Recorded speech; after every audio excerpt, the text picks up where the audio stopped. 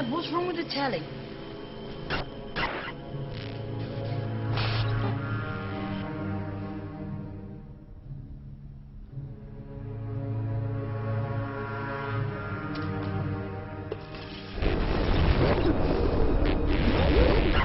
Good evening, London.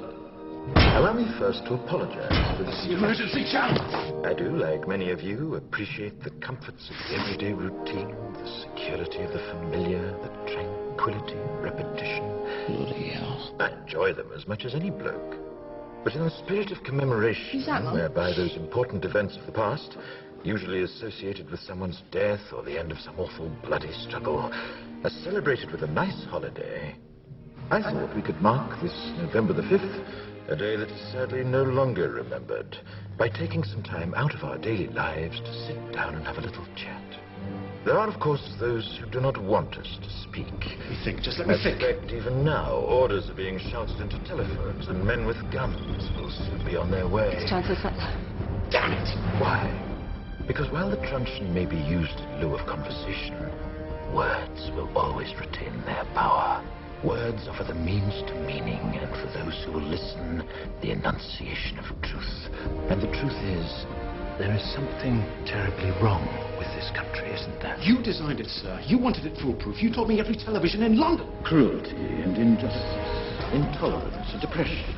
And where once you had the freedom to object, to think and speak as you saw fit, you now have censors and systems of surveillance coercing your conformity and soliciting your submission. We need cameras. How did this happen? Who's to blame?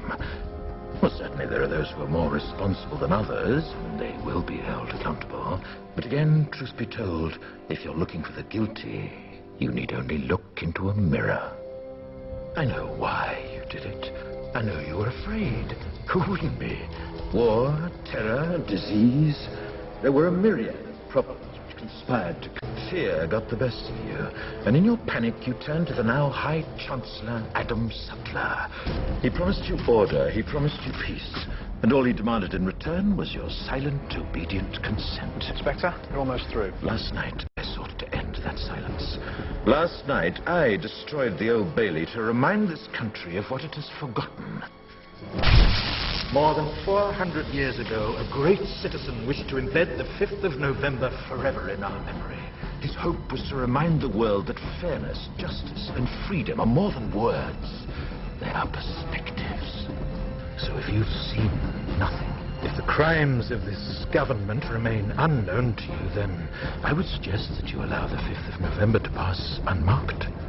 But if you see what I see, if you feel as I feel, and if you would seek as I seek, then I ask you to stand beside me 1 year from tonight, outside the gates of Parliament, and together we shall give them a 5th of November that shall never, ever be forgot.